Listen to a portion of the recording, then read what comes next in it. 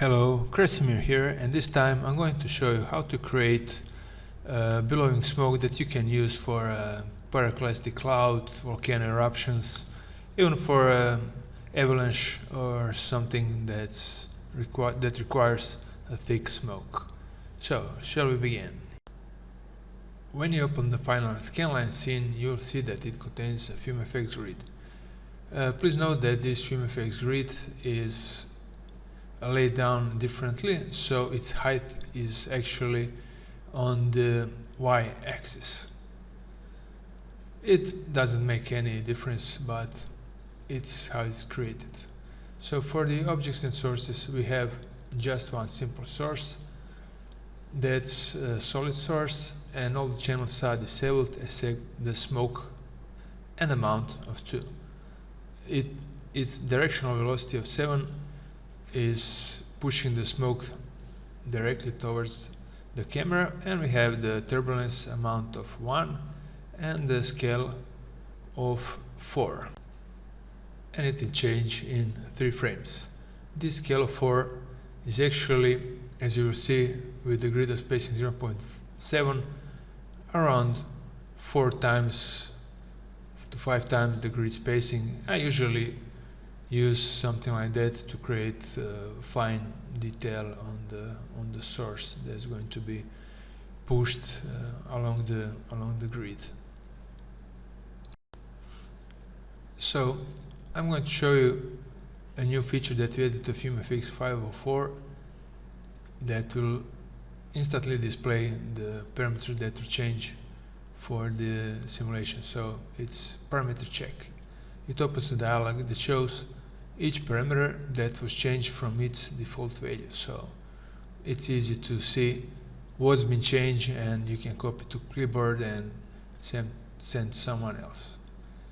So obviously we changed grid spacing, and we increased the output end frame to 260. Padding is set to 3, which means that there will be 3 voxels around the FumeFX grid when it gets minimized and saved to disk. A playback end frame has been increased to 260 as well. So under the simulation tab, the maximum iteration has been increased from 200 to 300.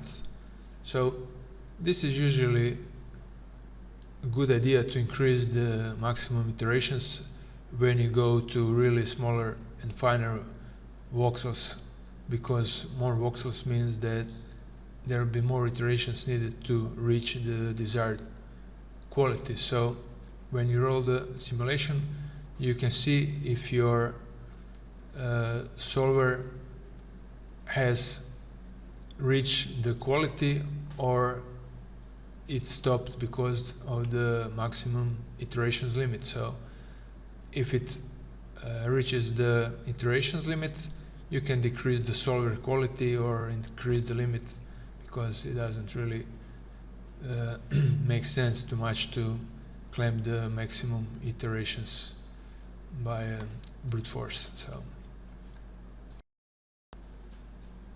another parameter simulation parameter that was changed is the advection type. This time I'm using the conservative advection because I want the smoke motion and the smoke density to last a little bit longer than with the default advection, and the conservation quality of 1 will provide decent conservation, considering that we're going to simulate only 260 frames. Another important advection parameter is the advection stride, and for this simulation I've set the value to 2.0. Actually, with the Fume 5.0 there is no need to go anywhere lower than 1.0, and even everything will work fine with advection stride of 2, so that's what I'm going to use here. Since the FumeFX 503, the vorticity 2 is the default vorticity, and we'll use new default values for that. As you see, we don't use any additional and artificial noise turbulence, so we can ignore all those parameters that we change. Fuel is disabled for the simulation as we don't need it, and we have blocking sites to set X and Y on the sides. So we have 3 colliders as the 2 walls and the floor. So we can enable now display geometry, so you can see how the scene looks like. So we have the FumeFX grid that is created to contain all those collision objects. This was created by the Gribbly plugin by Tom Hudson, so you can check and download. This mesh is collapsed, so you have to install the plugin, but it's very useful for sci-fi objects and something like that. Yeah. As I mentioned earlier, the fuel simulation is disabled, which can save a little bit of the simulation time.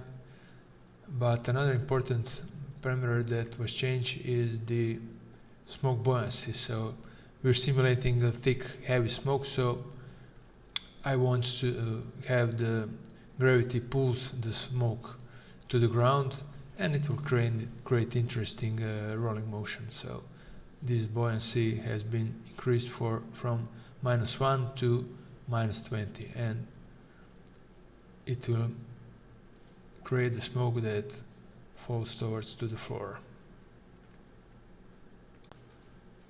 We also don't want the smoke to dissipate, so I've set the dissipation minimum density to 0 and strength to 0, so to make sure that all the smoke is not touched by the intentional dissipation. We'll get to the illumination parameters a little bit later. You're now ready to start the FumeFX simulation, and it will take some time to compute. Make sure that you have enough memory for this simulation, and it will take a little bit more because of the conservative advection, but the result will be worth it.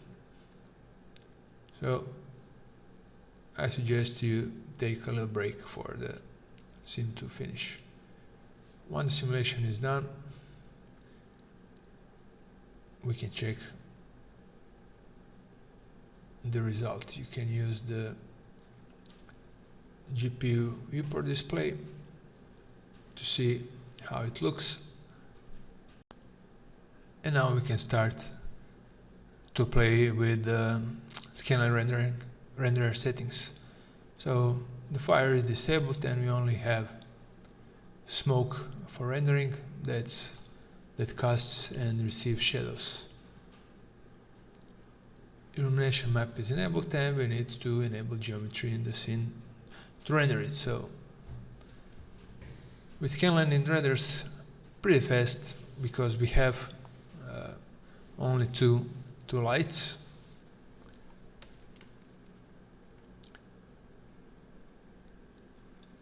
One light is representing the sunlight, and another light with the lower intensity is for faking the skylight.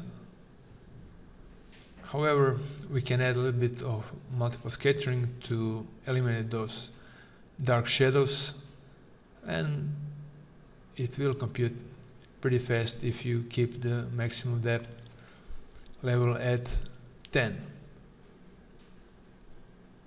We'll have it the smoke strength for 0.5 and the fall off of 10. This is pretty high fall off, and it means that one voxel's influence will be pretty close around it. It won't affect voxels that are far away with multiple scattering. So that's pretty good for something like this for smoke.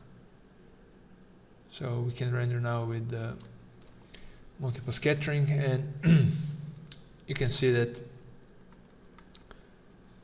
the scattering path will be really fast.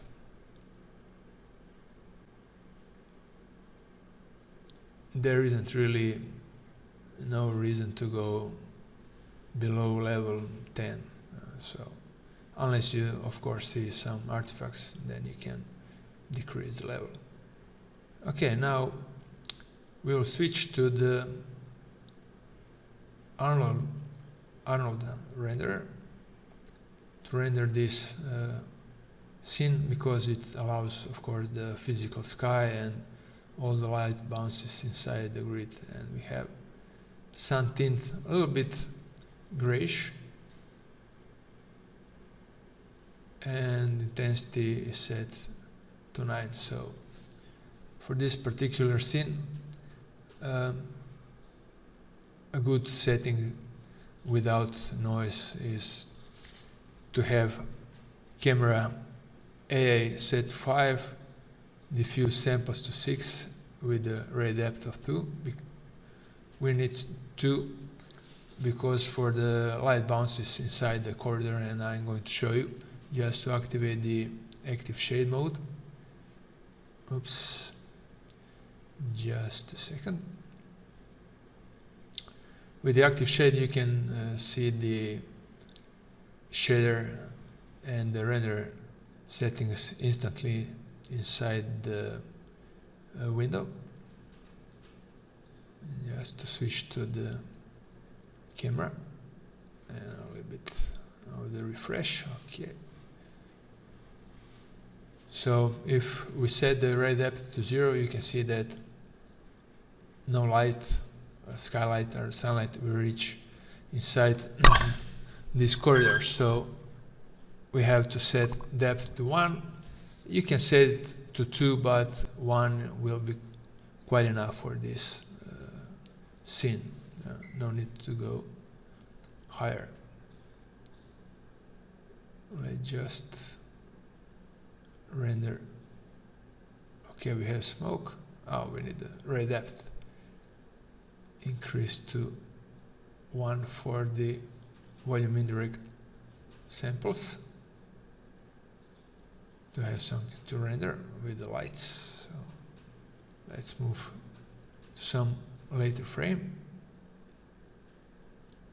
We can disable voxel data display. Okay, the window is refreshed and we get it. So the ray depth for such a thick smoke won't contribute a lot to the look. Everything will look just a little bit brighter, but the rendering times will be a little bit longer. So for the thick smoke, I think for this look, a ray depth of 1 will be quite fine. You can lighten it up in any post step, which is a lot faster than waiting for the multiple bounces to finish rendering. And we'll use volume indirect samples set to 3 to eliminate rendering noise.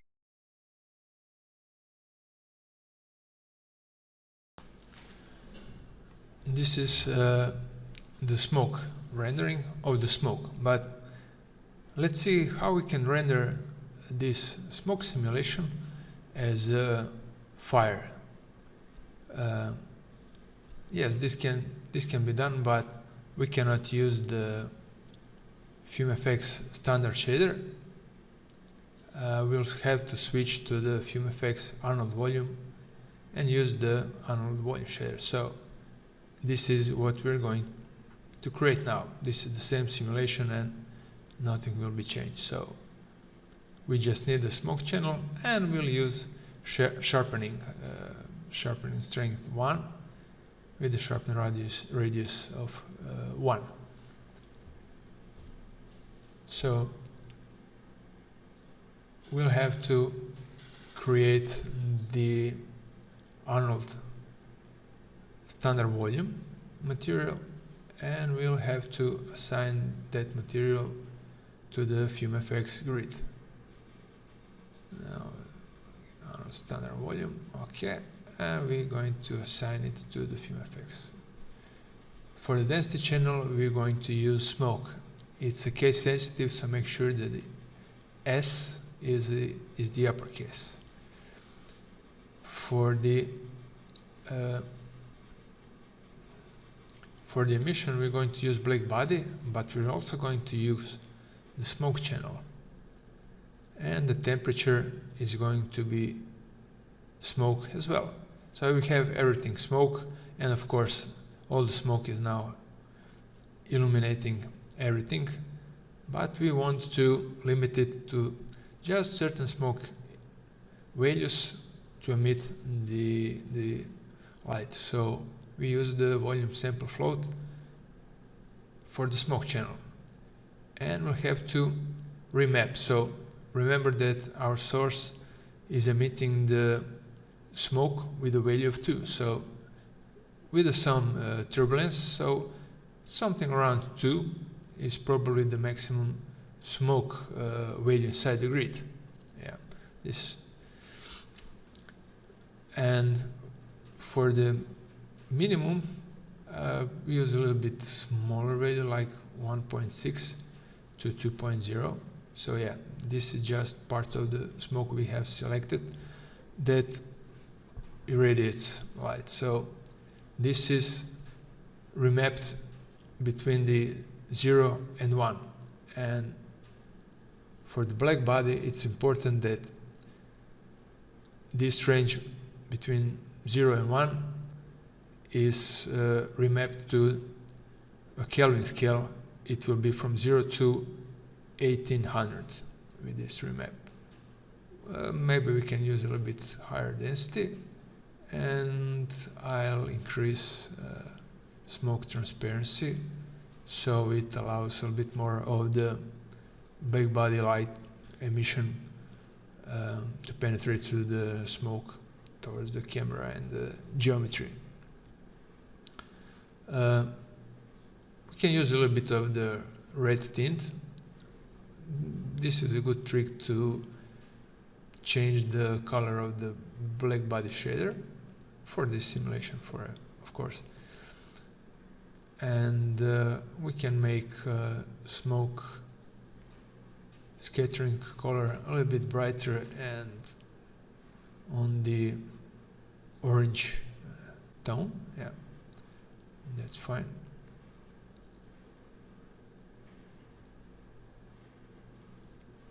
For the red depth for the indirect rays, you can get a little bit more light if you increase this to 2 or 3, but also make sure to increase the samples, because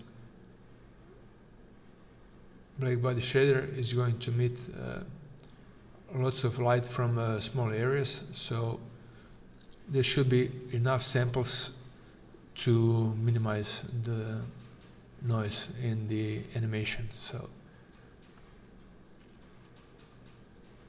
for this setup, camera AA around 6 or 7 will be enough.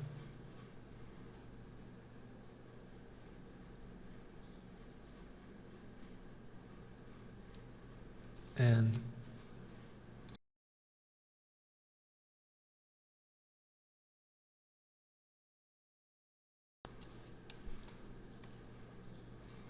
for this scene, we can decrease the sky intensity to get a little bit more dramatic look, and as we want the fire to illuminate and to dominate in this scene. Of course, you're welcome to play with the shader settings and simulation settings. Hope to see your work done on the social media. And for a final, we're going to change the Arnold rendering parameters and to set the camera AA to 7 samples. We can decrease diffuse a little bit to 5 and ray depth to 1, and volume indirect has to be increased to 6 and 3, and